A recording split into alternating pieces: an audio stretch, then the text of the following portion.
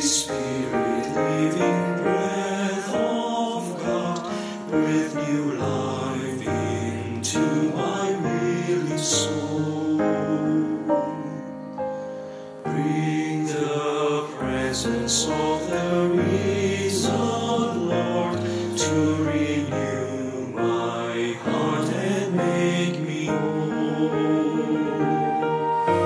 'Cause you're one to come alive in me.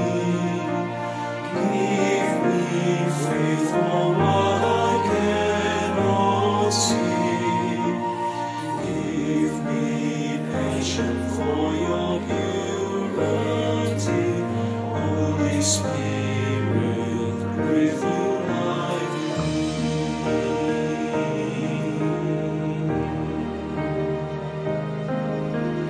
Holy Spirit, come alive, Holy Spirit, may your joy be seen in all I do. Love enough to cover every sin, in each thought and deed and every tune. Guide us to the greatest and the least. Gentleness and songs the path of peace. Turn joy striving into words of praise. Breath of God, show Christ in all.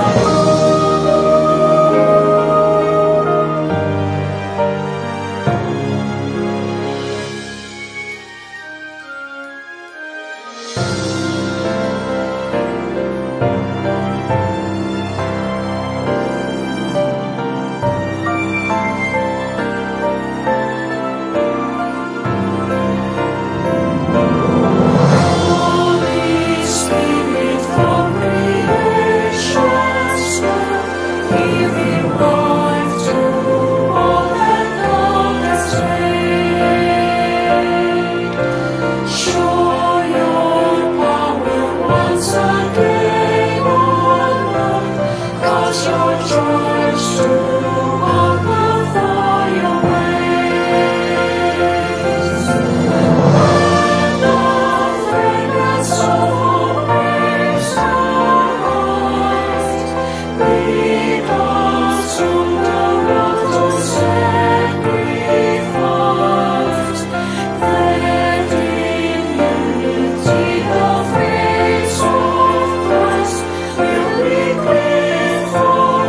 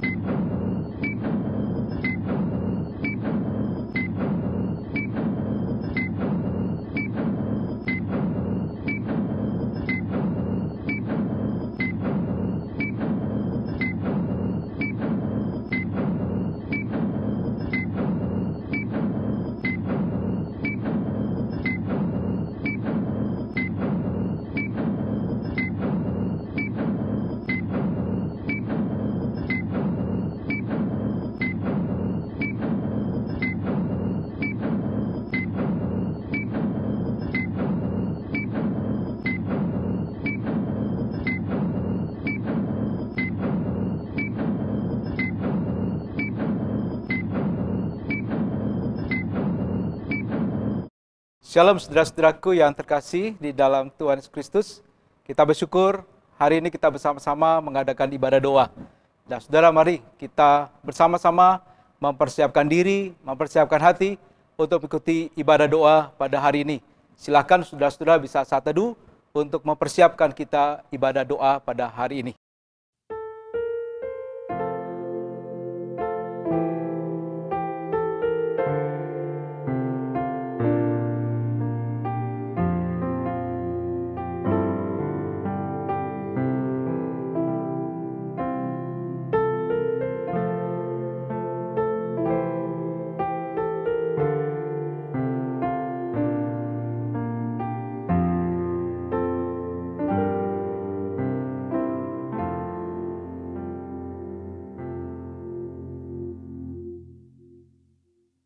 Firman Tuhan dari Mazmur 103 ayat 1 sampai 2 begini bunyinya.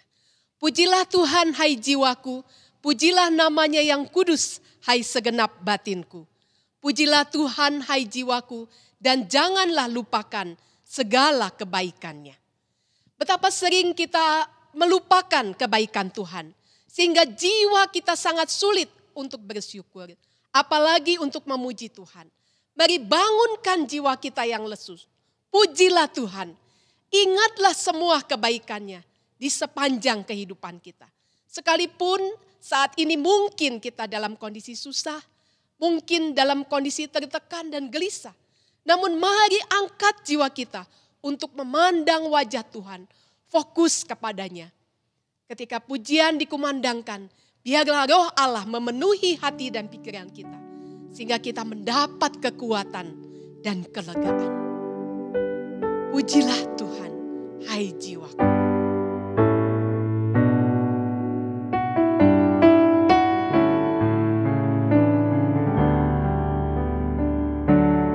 Pujilah Tuhan, hai jiwaku. Pujilah namanya.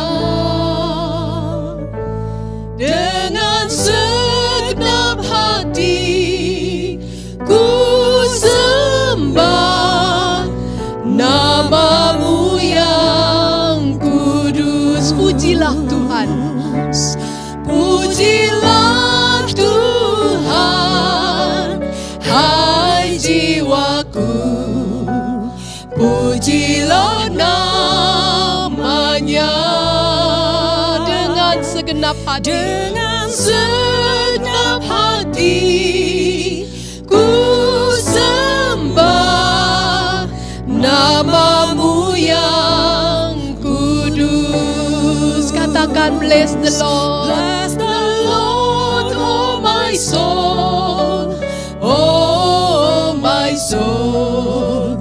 Worship His holy name. Sing like never before. Oh my soul, I worship your holy name. Mari bernyanyi lebih dari sebelumnya. Terbit surya, datang hari baru. Kembali ku puji Tuhan. Apapun yang lalu, apapun yang di dekatku, ku bernyanyi saat malam tiba. Pujilah Tuhan. Pujilah Tuhan, hai jiwaku. Pujilah namanya. Dengan segenap hati ku sembah namamu yang kudus.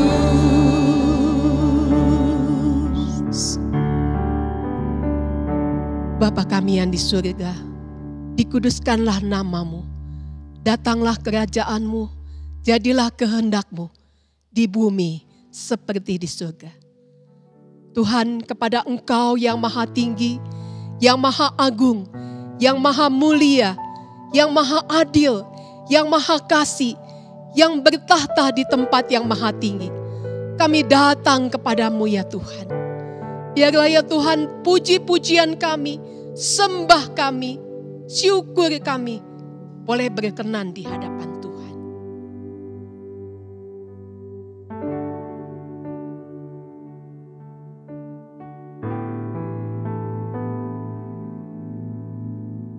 Kalau ada segala beban yang berat, beban dosa yang senantiasa mengkungkung kami ya Tuhan.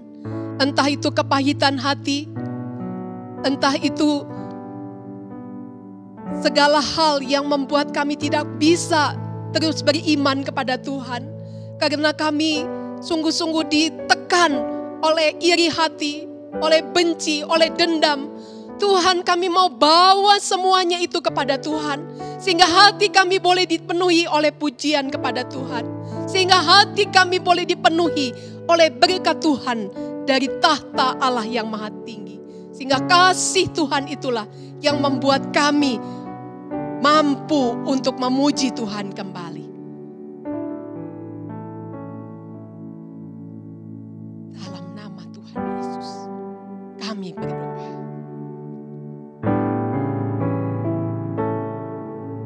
Penuh kasih Tuhan, panjang sabar, murah hati, nama-Mu besar, kebaikan-Mu selalu ku nyanyikan.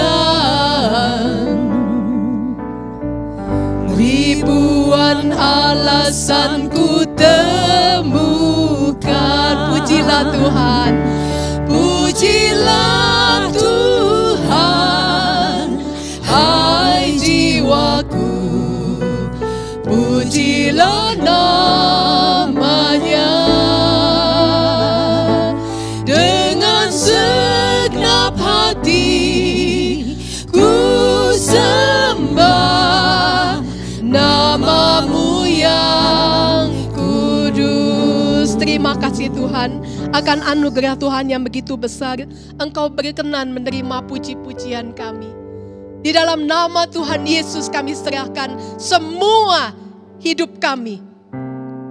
Amin. Silahkan duduk Bapak Ibu dan Saudara sekalian. Kita ada di sini sebab Tuhan memilih kita. Betapa beruntungnya kita.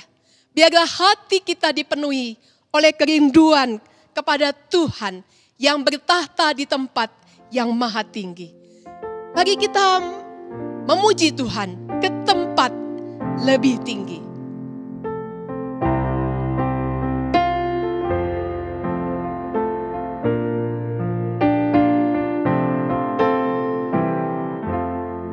Ku jalan ke tempat tinggi, makin tinggi setiap hari.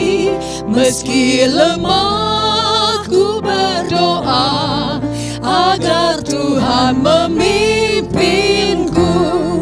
Tuhan tegakkan kakiku dalam imanku dekat-Mu. Lebih tinggi ku merindu ke tempat yang lebih tinggi. Tuhan tegakkan, Tuhan tegakkan kakiku dalam imanku dekat-Mu. Lebih tinggi ku merindu ke tempat yang lebih tinggi. Saudara-saudaraku yang terkasih di dalam Tuhan Yesus Kristus, mari saat ini kita akan belajar firman Tuhan. Mari sebelumnya kita akan berdoa lebih dulu sebelum kita membaca, merenungkan firman Tuhan bersama-sama. Mari kita berdoa. Bapa di surga, kami bersyukur Tuhan untuk kasih anugerah-Mu dalam kehidupan kami. Dan saat ini Tuhan, kami akan bersama-sama merenungkan firman-Mu. Tuhan, tolong hamba-Mu di tengah keterbatasan, tengah kelemahan, kiranya Kau berikan hikmat, anugerah pertolongan daripada Tuhan, dan Tuhan kuduskan, layakkan untuk menyampaikan firman Tuhan pada hari ini. Dan tolonglah setiap kami juga ketika kami merenungkan firman-Mu, Tuhan tolong siapkan hati kami untuk menjadi tanah yang subur, sehingga firman Tuhan dapat tertanam, bertumbuh, dan berbuah dalam kehidupan kami. Terpujilah Bapa, ini doa kami, di dalam nama Tuhan Yesus kami berdoa dan mengucap syukur. Amin. Saudara-saudaraku yang terkasih, hari ini kita akan membahas kembali kitab Roma, di dalam Roma pasal 5 ayat 6 sampai 11, dengan tema Kristus di tempat kita. Saya akan bacakan bagian firman Tuhan, Roma pasal 5 ayat 6 sampai ayat yang 11. Karena waktu kita masih lemah, Kristus telah mati untuk kita, orang-orang durhaka, pada waktu yang ditentukan oleh Allah. Sebab tidak mudah seorang mau mati untuk orang yang benar, tetapi mungkin untuk orang yang baik, ada orang yang berani mati. Akan tetapi Allah menunjukkan kasih-Nya kepada kita oleh karena Kristus telah mati untuk kita, ketika kita masih berdosa. Lebih-lebih karena kita sekarang telah dibenarkan oleh darah-Nya, kita pasti akan diselamatkan dari murka Allah. Sebab jikalau kita ketika masih seteru, diperdamaikan dengan Allah oleh kematian-Nya, anak-Nya, lebih-lebih kita yang sekarang telah diperdamaikan, pasti akan diselamatkan oleh hidup-Nya. Dan bukan hanya itu saja, kita malah bermegah dalam Allah oleh Yesus Kristus Tuhan kita, sebab oleh Dia kita telah menerima pendamaian itu. Ya, berbagilah kita saudara yang membaca firman Tuhan, merenungkan dan melakukan dalam kehidupan kita sehari-hari. Nah, saudara kasih, pada waktu saya kuliah di STTB, sebagai mahasiswa saya senang sekali membeli buku-buku rohani. Ya, saya percaya hampir semua mahasiswa juga senang dengan buku-buku, karena buku-buku rohani akan mempelengkapi di dalam pelayanan. Nah, ada satu toko buku bekas, saudara, yang saya sering kunjungi pada waktu saya kuliah. Nah, toko buku bekas ini ada di tengah pasar sayur di Jalan Suci. Nah, biasanya pada jam keluar, istirahat keluar, saya pergi ke sana untuk mencari buku-buku bekas yang jual di sana. Nah, satu kali setelah ketika saya pergi di sana, saya kemudian menemukan sebuah buku karangan John Calvin dengan judul Institute of the Christian Religion. Saudara, saya kaget luar biasa ketika melihat buku ini. Kenapa buku ini bisa dijual di tempat ini? Nah, akhirnya saudara, ketika saya melihat, kemudian melihat harganya, kemudian saya pulang dulu karena saya tidak membawa uang yang cukup untuk membeli buku itu. Nah, setelah minggu depannya, ketika jam keluar itu kembali, saya kemudian keluar, dan kemudian saudara, saya kembali ke toko buku ini. Nah, saudara, kemudian setelah tawar-menawar, akhirnya saya membeli buku ini. Dan memang bukan buku ini saja, saudara, saya juga pernah membeli satu seri khotbah Charles Spurgeon yang terkenal. Nah, pada waktu saya membeli, mungkin orang mengatakan, kenapa kamu membeli buku ini? Bukankah ini buku bekas? Saya mengatakan, tidak masalah. Kenapa? Karena bagi saya, buku ini adalah buku yang berharga. Sudah mungkin bagi orang, buku ini tidak ada harganya, karena dijual di tempat yang mungkin tidak layak, yang kotor di sana, di tengah pasar sayur. Tapi saya melihat buku ini adalah buku yang berharga, yang penting, apalagi karangan daripada John Calvin ini menjadi bagian daripada teologi Kristen sampai saat ini. Nah, saudara, ini sebenarnya menjadi gambaran apa yang dilakukan Allah di dalam kehidupan kita, termasuk saya dan saudara. Kristus Yesus mati di atas kayu salib menggantikan kita, menebus kita dari maut. Dia menggantikan kita di atas kayu salib. Seharusnya kita, saudara, yang mati dihukum atas kesalahan kita. Tetapi ternyata Kristus rela naik ke atas kayu salib demi menebus kita. Nah, dalam Yesaya 53 ayat 4 dan 5, Nabi Yesaya berkata demikian. Tetapi sesungguhnya penyakit kitalah yang ditanggungnya, dan kesengsaraan kita yang dipikulnya. Padahal kita mengira dia kena tula, dipukul dan ditindas Allah.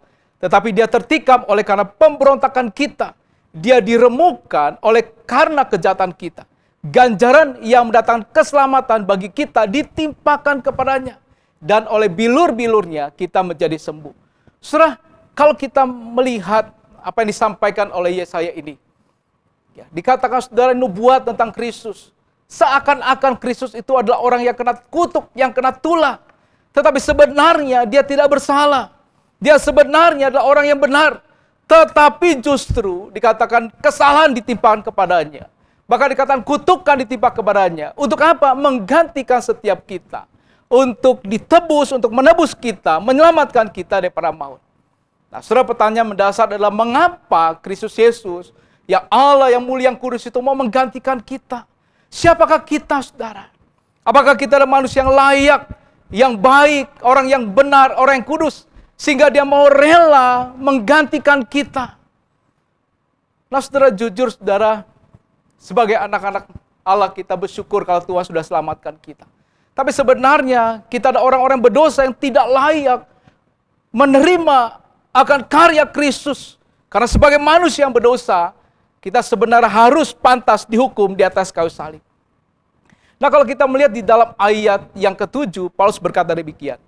Sebab tidak mudah seorang mau mati untuk orang yang benar, tetapi mungkin untuk orang yang baik ada orang yang berani mati. Sudah menarik apa yang disampaikan oleh Rasul Paulus.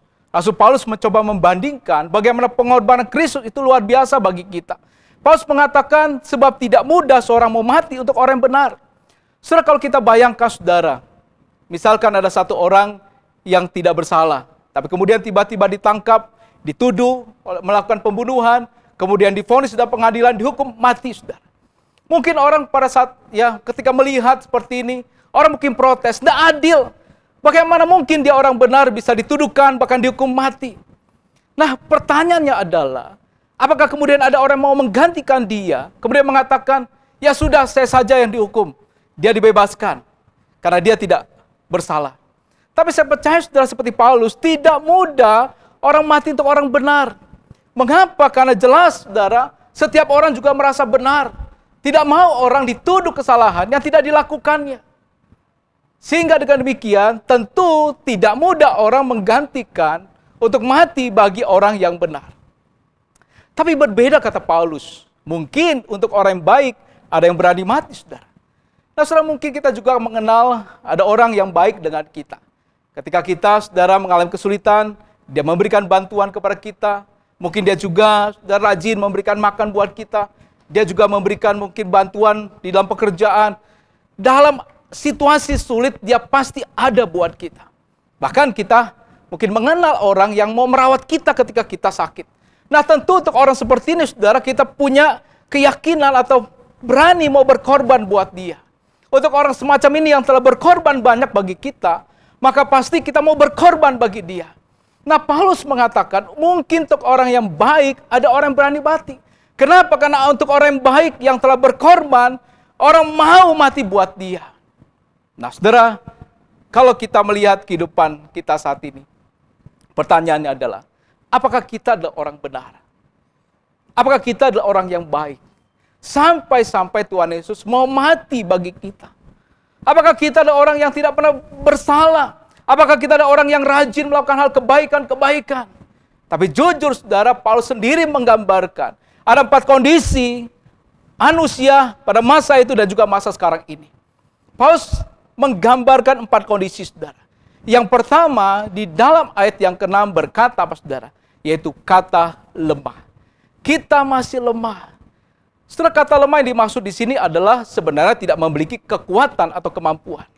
Kata lemah, saudara, menunjukkan bahwa manusia tidak bisa menolong dirinya sendiri di dalam situasi keberdosaannya. Nah, kata lemah memang lebih cenderung bicara tentang moralitas daripada sekedar fisik. Nah, apakah manusia bisa dengan moralnya bisa menjadi orang yang sempurna, tidak berdosa? Apakah manusia dengan sempurnanya bisa menjadi orang yang betul-betul baik tanpa melakukan kesalahan? Nah, disinilah manusia lemah, tidak mungkin bisa menang menghadapi situasi, kondisi yang berdosa dan melakukan hal-hal yang baik. Saudara, kalau kita lihat orang yang sakit secara fisik saja, ketika dia sudah tidak punya tenaga karena dia sakit, bahkan, saudara, jangankan ke rumah sakit, untuk berdiri, untuk berjalan pun tidak sanggup. Karena itulah dia perlu orang untuk membantu dia membawa ke rumah sakit. Inilah gambaran tentang manusia yang lemah, yang tidak sanggup mampu membebaskan diri daripada dosa. Setelah kemudian gambaran yang kedua adalah durhaka. Kalau kita lihat ayat yang ke-6 juga dikatakan orang-orang durhaka. Nah, di dalam terjemahan atau teks bahasa Inggris dipakai ungodly. Artinya apa, saudara? Itu orang yang tidak percaya kepada Tuhan. Orang yang tidak mengakui Tuhan di dalam kehidupannya. Saudara, sama seperti kalau kita menyebut seseorang adalah orang durhaka. Nah, orang durhaka ini biasanya dihubungkan dengan orang tuanya. Orang yang tidak mau mengakui orang tuanya. Kita ingat kisah tentang Malin Kundang di Sumatera Barat. Dia Malin Kundang, dia merantau, kemudian pulang menjadi orang kaya. Ketika dia pulang ke kampungnya, ada seorang wanita tua yang kelihatan miskin, kemudian datang dan mengatakan, "Anakku." Malin Kundang waktu itu melihat ibunya, langsung dia mengatakan, "Nyalah, aku tidak mengenal engkau." Dan ibunya kemudian mengutuk, dan kemudian Malin Kundang dikisahkan menjadi batu, saudara. Nah, saudara, inilah dikatakan durhaka. Firman Tuhan mengatakan bahwa sebenarnya manusia harusnya mengenal Allah melalui ciptaan yang Tuhan sudah lakukan, kerjakan di dalam dunia. Tapi bukan manusia mengenal Allah, tapi justru manusia malah menyembah ciptaannya. Manusia tidak mengenal Allah, tidak mau percaya kepada Allah. Bukankah saat ini banyak orang-orang tidak percaya kepada Tuhan? Menganggap Tuhan itu dongeng, cerita.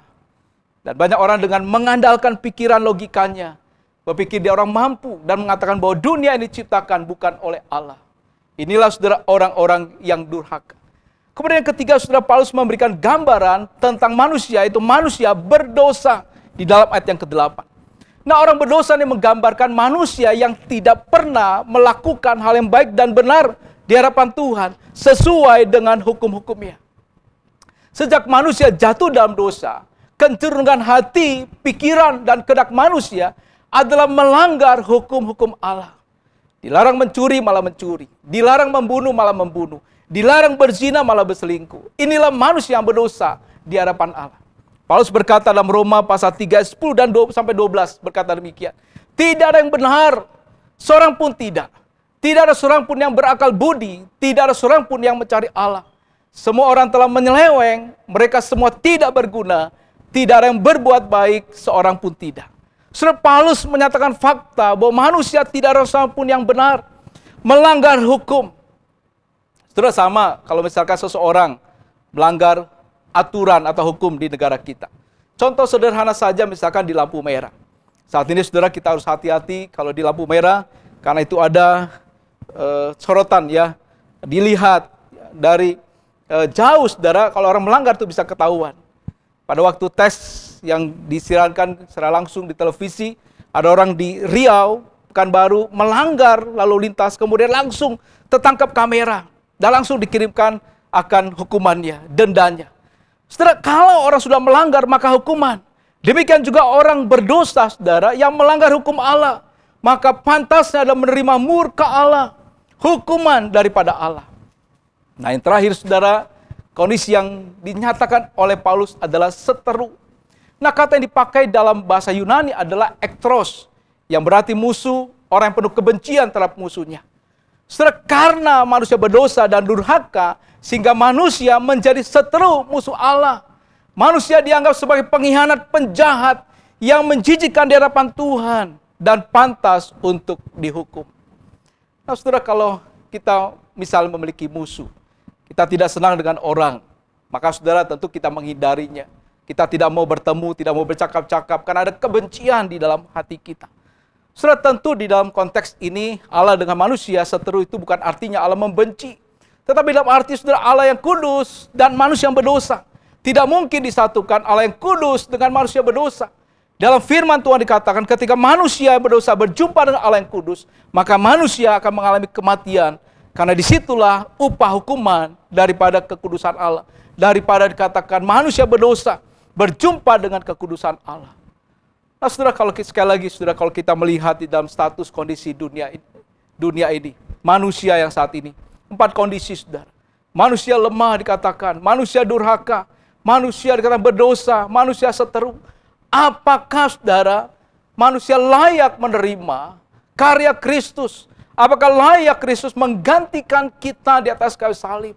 Tentu tidak, saudara. Saya percaya manusia seharusnya dihukum mati. Dalam bagian firman Tuhan ayat 9 dikatakan murka Allah. Ketika bicara tentang murka Allah, maka ada hukuman kekal yang diberikan. Harusnya manusia berdosa dibinasakan. Dan kalau kita melihat di dalam gambaran kebinasaan, ini adalah bicara tentang neraka. Neraka adalah tempat yang dahsyat, kesengsaraan yang luar biasa. Setelah saya pernah pergi di Lembang, di satu tempat di situ, dan tempat itu ada sebuah ukiran, saudara, tentang kisah atau gambaran tentang neraka itu sendiri. Di situ ada orang yang dipukuli, ditusuk, dibakar, dan mereka tidak mati-mati. Nah, di sini saudara gambaran bagaimana luar biasa murka Allah, kebinasaan manusia di dalam neraka. Di dalam Lukas 16 ayat 23, Tuhan Yesus juga pernah menyatakan tentang orang kaya yang berdosa, yang mati, masuk ke dalam alam maut dan menderita sengsara di sana. Neraka itu digambarkan seperti api yang menyala-nyala dan tak pernah terpadamkan. Dari sinilah manusia yang tidak percaya Kristus, yang berdosa, yang durhaka, maka pantas masuk ke dalam api neraka. Tetapi saudara bersyukurlah, kata firman Tuhan. Ternyata Allah tidak tinggal diam.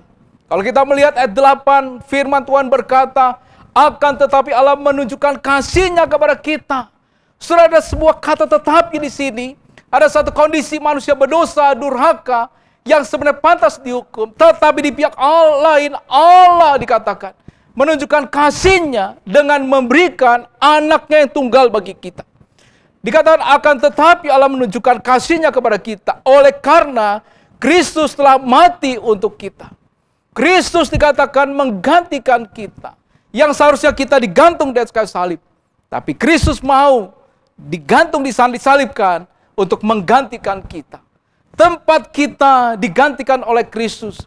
Karena Allah mengasihi kita. Allah peduli dalam kehidupan kita. Allah mengasihi kita, saudara. Karena itulah saudara, kita harus bersyukur bagaimana Kristus telah mati bagi kita. Kristus dikatakan telah mau sudah menggantikan kita. Bukan karena sekali lagi kita baik, bukan karena kita orang benar, tapi justru kita adalah orang yang lemah, orang berdosa, orang durhaka, bahkan seteru Allah. Tetapi Allah mau, saudara, menyelamatkan setiap kita. Dan ketika Allah sudah mau, saudara, memberikan anak yang tunggal, mati bagi kita, bahkan bangkit bagi kita, maka kehidupan kita berubah luar biasa. Saudara, perubahan yang dahsyat, yang luar biasa. Dulu kita telantar, dulu kita anak buangan, kita berdosa, kita durhaka, tetapi sekarang kita disebut sebagai anak-anak Allah. Wow, saudara, luar biasa. Saudara, sebuah hal yang indah yang Tuhan sudah kerjakan di dalam kehidupan kita. Karena itulah Paulus berkata, mari kita bermegah. Kita malah bermegah dalam Allah oleh Yesus Kristus, Tuhan kita. Sebab oleh Dia kita telah menerima pendamaian itu. Saudara, kata Yunani pakai untuk bermegah adalah kaustomai. Yang berarti apa, saudara? Berbangga, memuliakan atau memuji. Saudara, kata bermegah memang ada pengertian dua, saudara. Secara negatif, orang bermegah adalah orang yang sombong. Bangga dengan kekayaannya, dengan kehebatannya. Tapi saudara, kata bermegah yang dimaksud di sini adalah bicara tentang hal yang positif. Bermegah, bangga dengan orang yang sudah menjadi pahlawan dalam kehidupannya. Nah, Paulus mengajak kita, mari kita bermegah kepada Allah di dalam Kristus Yesus yang telah menjadi hero, pahlawan dalam kehidupan kita. Saudara, pihak yang telah menyelamatkan kita. Karena itulah saudara, Paulus berkata demikian, kita malah bermegah. Kenapa? Sebab oleh Dia kita telah menerima pendamaian itu. Nah, persoalannya sekarang bagaimana dalam prakteknya kita bisa bermegah. Saudara, kalau kita punya seorang ayah yang luar biasa berkarya dalam kehidupan kita, kita bangga. Saya bangga dengan papa saya. Nah, saudara, tentu ketika kita bangga dengan papa saya misalkan, bangga dengan papa saya tentu tidak ingin mengecewakan dia. Saya ingin papa saya juga bangga dengan kita. Saudara, karena itulah kita seharusnya juga berpikir demikian. Sebagai orang-orang Kristen, anak-anak Tuhan yang sudah diselamatkan, kita bangga, kita bisa bermegah dengan karya Allah dalam kehidupan kita. Tetapi saudara, mari kita pikirkan, apakah kita juga menjadi kebanggaan daripada Allah? Apakah kita, saudara, menjadi orang yang benar di hadapan Tuhan? Saudara, kadang-kadang saya melihat ada orang yang mengatakan, saya orang Kristen, saya sudah diselamatkan. Tapi kalau melihat kehidupannya jauh daripada seorang Kristen yang sejati, dia tidak melakukan hal yang benar, dia tidak serius dalam ibadahnya. Di manakah dia kebanggaan dia sebagai anak yang sudah diselamatkan oleh Allah Bapa, oleh Kristus yang mati di atas kayu salib?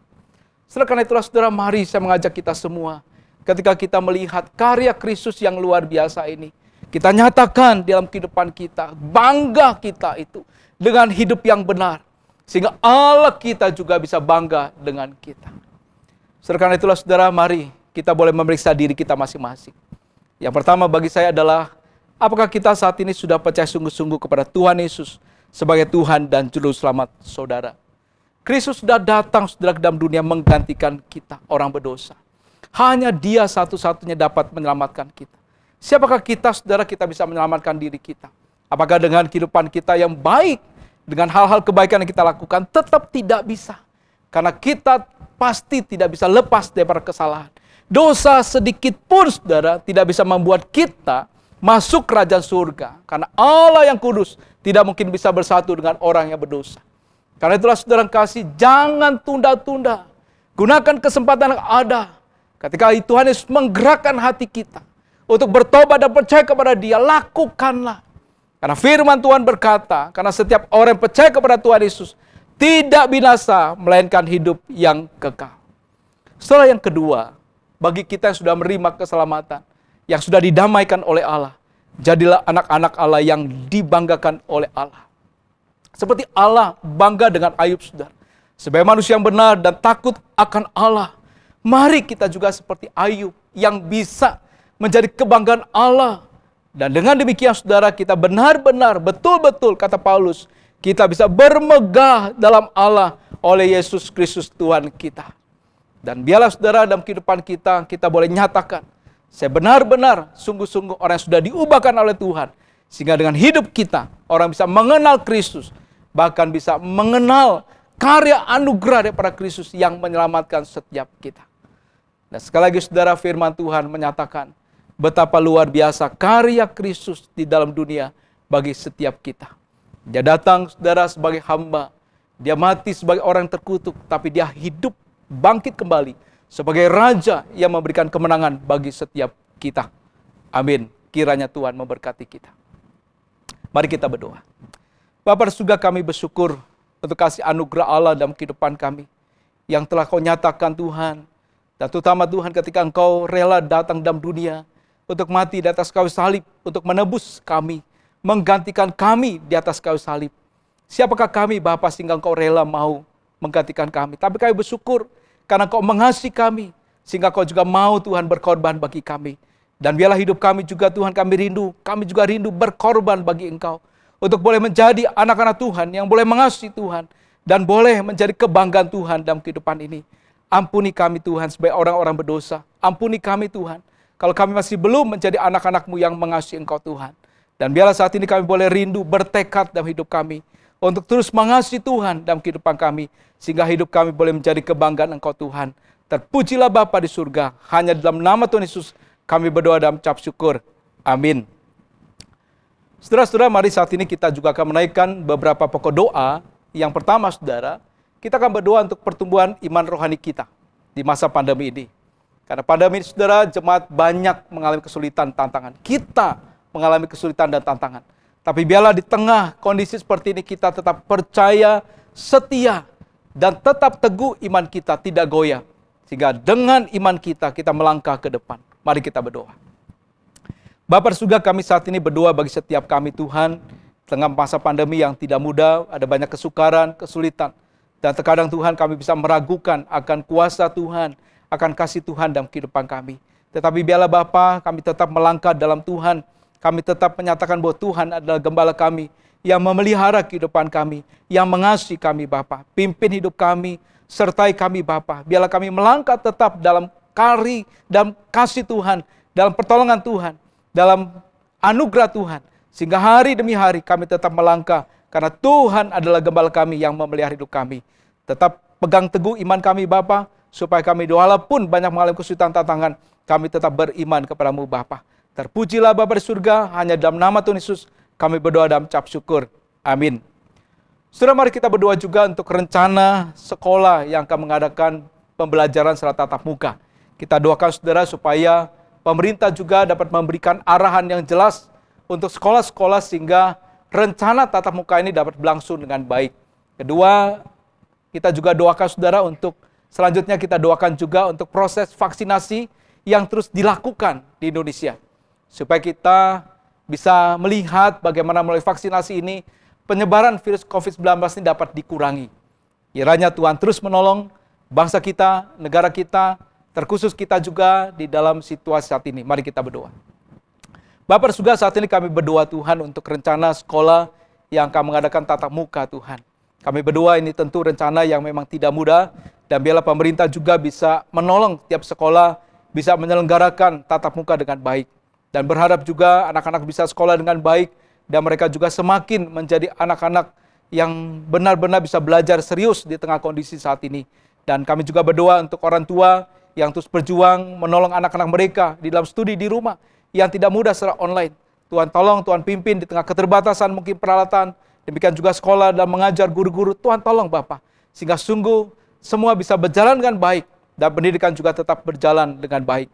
Kami berdoa juga menyerahkan padamu Bapak untuk proses vaksinasi yang terjadi terus di Indonesia. Kami berdoa supaya sungguh Tuhan, bangsa Indonesia juga bisa terus mengadakan vaksinasi, semakin banyak orang divaksin. Itu juga kami berharap Tuhan bisa mengurangi penyebaran COVID-19. Tuhan tolong pimpin Tuhan pemerintah, Tuhan berikan hikmat untuk semua aparat yang berwenang dilakukan vaksinasi ini. Dan biarlah kami juga Tuhan sebagai umat-Mu belajar sabar. Kami percaya waktu Tuhan pasti waktu yang terbaik. Tuhan tolong Bapa, untuk setiap kami sudah divaksin, kami bersyukur dan kami tetap menjaga protokol kesehatan kami. Yang belum, biarlah Tuhan tolong kami Bapa, supaya Tuhan lindungi kami, sertai kami. Kami percaya karena Allah sebagai gembala kami yang baik, yang tetap menjaga, melindungi kami.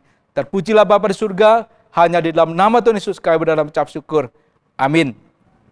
Saudara yang terakhir, mari kita akan doakan buat jemaat yang mengalami pergumulan, sakit ekonomi, keluarga, dan masalah pribadi. Saya berdoa buat kita semua. Bapa di surga, saat ini hamba berdoa Tuhan, kami berdoa untuk jemaat-Mu Tuhan dalam pergumulan yang tidak mudah. Ada banyak jemaat-Mu Tuhan yang saat ini bergumul secara ekonomi, kesulitan dan pekerjaan usaha karena masa pandemi yang tidak mudah. Ada banyak rencana-rencana yang kemudian berantakan karena pandemi. Tapi biarlah Tuhan tetap memberikan semangat, hikmat, pertolongan dalam usaha pekerjaan mereka. Berdoa juga Tuhan bagi jemaat-Mu yang sakit, yang mungkin ada di antara mereka Tuhan yang dirawat saat ini di rumah sakit, atau juga terpapar oleh COVID-19. Tuhan tolong lawat mereka. Engkau berikan pemulihan, kesembuhan. Karena kami percaya dengan iman kami, Kau Allah yang Maha Kuasa, yang ajaib, yang sanggup melakukan segala perkara. Dan pulihkan Tuhan tolong Bapa. Berkati juga jemaat-Mu dan pergumulan keluarga. Tuhan pimpin kalau ada masalah keluarga, Engkau berikan hikmat, anugerah. Biarlah Engkau sebagai kepala yang keluarga boleh hadir dalam kehidupan mereka. Dan berdoa juga untuk setiap kami Bapa. Setiap pergumulan kami masing-masing. Engkau tahu Tuhan setiap kami, dan biarlah setiap jemaat-Mu bisa mencurahkan isi hatinya. Berdoa kepada Engkau Tuhan, sebagai Tuhan yang baik, gembala yang baik, yang nyata, yang berkuasa, yang sanggup menolong setiap kami. Berkatilah setiap jemaat-Mu Tuhan, Engkau tolong Tuhan jemaat-Mu. Di dalam setiap situasi apapun, Engkau tetap ada boleh menyertai. Hanya di dalam nama Tuhan Yesus kami berdoa dan mengucap syukur. Amin. Saudara-saudaraku yang terkasih, mari kita akan tutup ibadah kita pada hari ini. Dan biarlah kita boleh percaya Tuhan tetap ada bersama dengan kita, menolong dan menyertai. Mari saudara, kita bersama-sama menerima berkat daripada Tuhan. Kiranya kasih anugerah daripada Allah Bapa, sukacita dan damai sejahtera dari Tuhan Yesus Kristus, pertolongan, penghiburan, dan kuat kuasa Roh Kudus menyertai saudara-saudara dari saat ini sampai selama-lamanya. Amin.